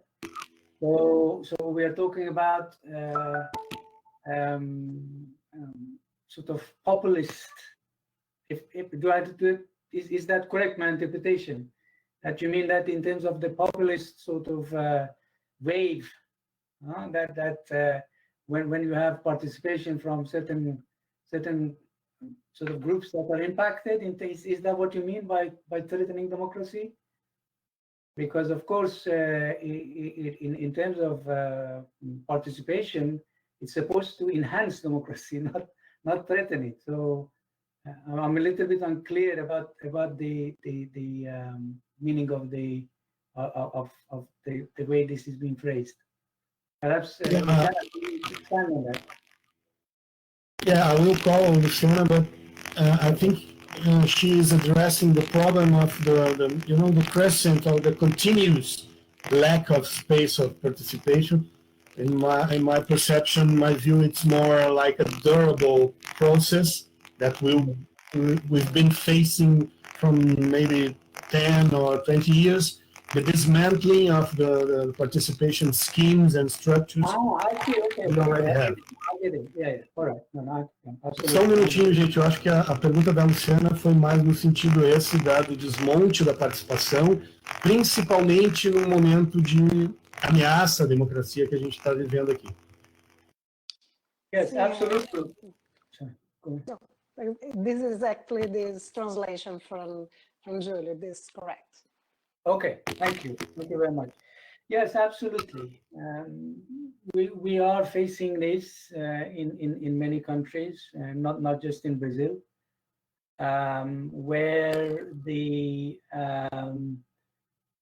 mechanism of participation, essentially, when it begins to threaten in some ways the structures of let's say of power, then they start to it's this roll out and roll back, if you like, new liberal development.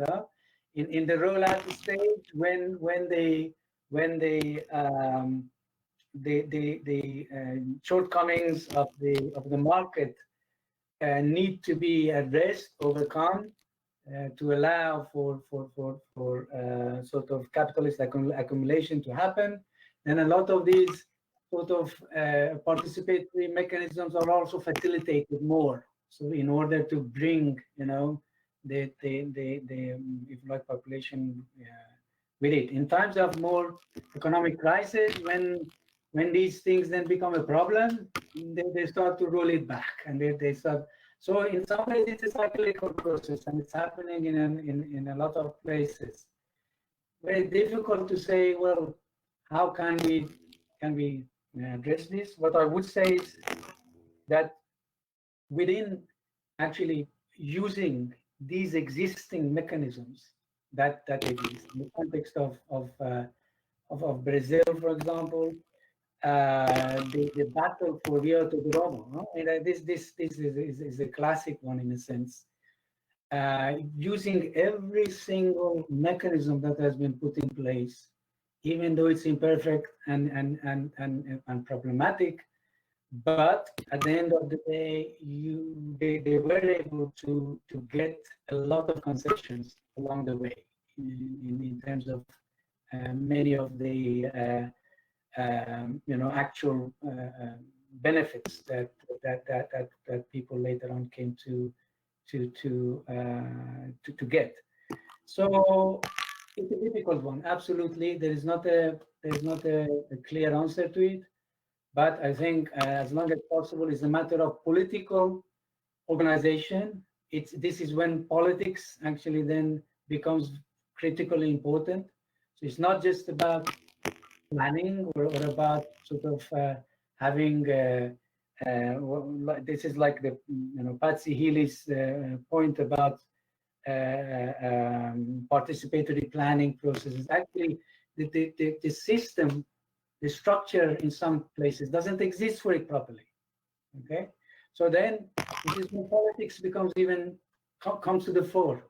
So it's about political organization, political pressure, and actually resisting and challenging these kind of encroachments and sometimes direct action in terms of like Farhana Miraftab's and other people's arguments about insurgent planning and insurgent citizenship. I think they have limitations, by the way, and in that paper, that is what we've said. But it is a combination of these interventions to try and create this space further. Ok, não, interessante, né, gente? A questão da participação, ele deu um exemplo, ou um comentário que o processo é cíclico, né? O capital, os grandes interesses globais, digamos, eles abrem mais a participação, facilitam e se aproveitam dela quando há oportunidades e interesses, né? Aquilo se torna interessante apresentar para a comunidade, fazer os debates. A gente vê alguns casos aqui em Porto Alegre, por exemplo, no CAIS, esse tipo de projeto polêmico que tem participação, tem audiência pública, tem debate, e quando a coisa está mais difícil e não dá para, digamos assim, legitimar através desses processos participativos, se fecha mais, se tranca mais nos gabinetes e vai passando de uma forma mais tecnocrática. Então ele diz que não é uma questão apenas, é inevitável, né, gente? Essa é um pouco a nossa sina de planejadores, o envolvimento com a política. Ele citou um autor aqui que eu não peguei exatamente sobre a questão do urbanismo insurgente, que tem a ver com a questão toda do tático, da revolta, do baixo para cima, mas não é só isso tem um poder limitado, né? As ações urbanas, guerrilha, etc. Tem que ter realmente uma atuação política mais ampla, mais complexa. So I think I will make the last question from some colleague of mine from Paraná, nossa amiga Andréa Espínola. Obrigado por participar de novo, Andréa. She is asking about maybe a more long-term process of changing or restructure this spatial global structure by probably enhancing some nodes and lower others. She's asking about the restructuring of the global network of nodes. Yeah. I think I understand. Because of shortage of time, I didn't really go into this, but she's absolutely correct. Absolutely correct. The global, if you like, we are having in a way a hierarchy of systems or of cities, okay, in traditional sense, that have been, usually put London at one time Tokyo. The Tokyo has come down now. London, New York, the top apex, and then you've got some like Frankfurt and Paris and some other sort of later on. Then you come down to maybe Sao Paulo, Shanghai, other regional centers, and you go further down in that sense. However, I think if that is what she means, there is nothing is absolutely guaranteed. Okay, in the sense that it's permanent.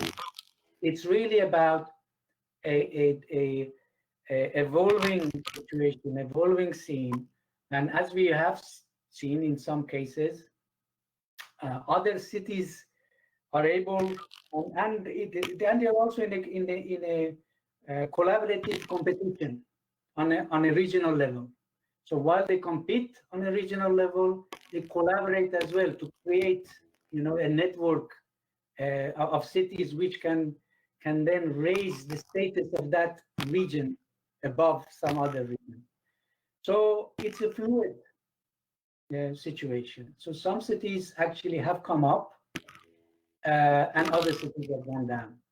Maybe the classic case is the case of Tokyo. Tokyo was once at the top of the hierarchy. It's not come down, and whereas you see Shanghai, for example, is actually rising much faster in comparison. Similarly, at other sort of local levels, we can see the situation between Guangzhou and Hong Kong. Hong Kong at one time essentially was sending its capital to invest. So it was sending the lower sort of value products or activities into Guangzhou and investing there. And it was focusing more on finance and on law and this higher value added. But now we can see actually Guangzhou has come up quite significantly. And it would be able to more or less challenge Hong Kong in that distribution of things. So it is a fluid situation, and I think yes, a restructuring of this global sort of system in terms of the city system, which in the longer term is absolutely on the card. Yeah.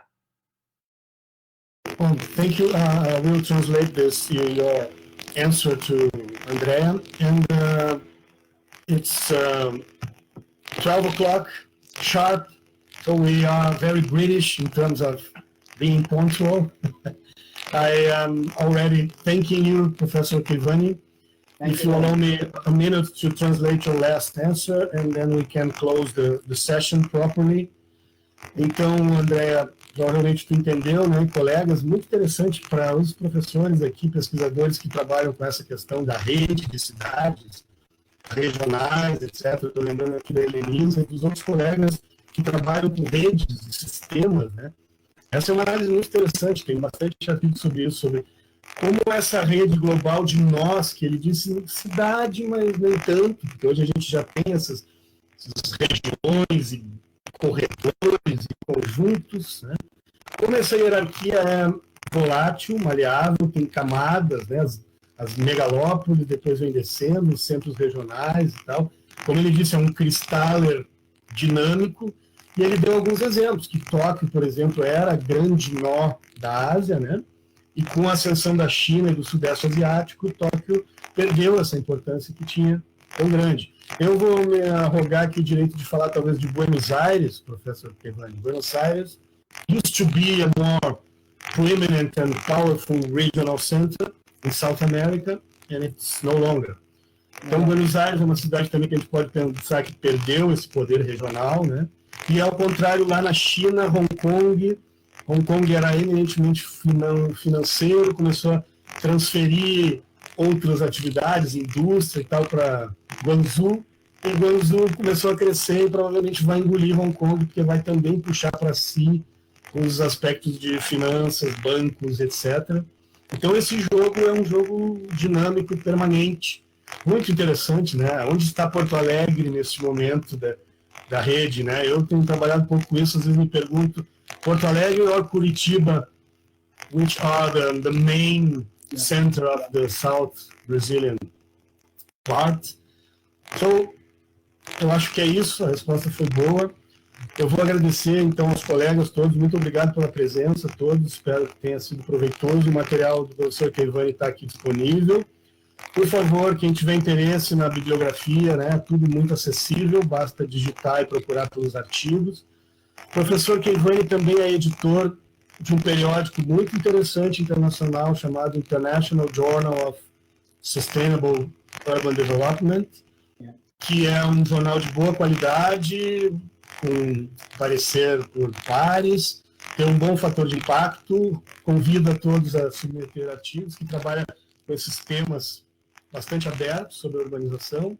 Então, obrigado a todos, né? Agradeço novamente a coordenação do PROPUR, a Enisa, Lívia e a CPG, a Clarice pelo esforço do ano passado, Luciana e Daniela pela sensacional participação, montagem, viabilização, nosso bolsista Nicolas, aos alunos engajados, Letícia e a galera do PROPUR, muito obrigado.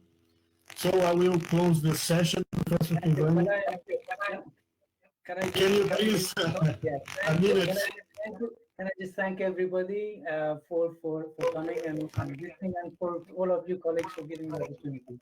And apologies for the length. Está pedindo desculpa pelo tamanho, pelo comprido, e agradecendo. E estamos aí, né, gente? Tem um convênio, o professor pode responder e-mails, os colegas. Vamos aumentar essa interação, que eu acho muito positiva para a gente. Obrigado. Tenham todos uma boa semana. See you.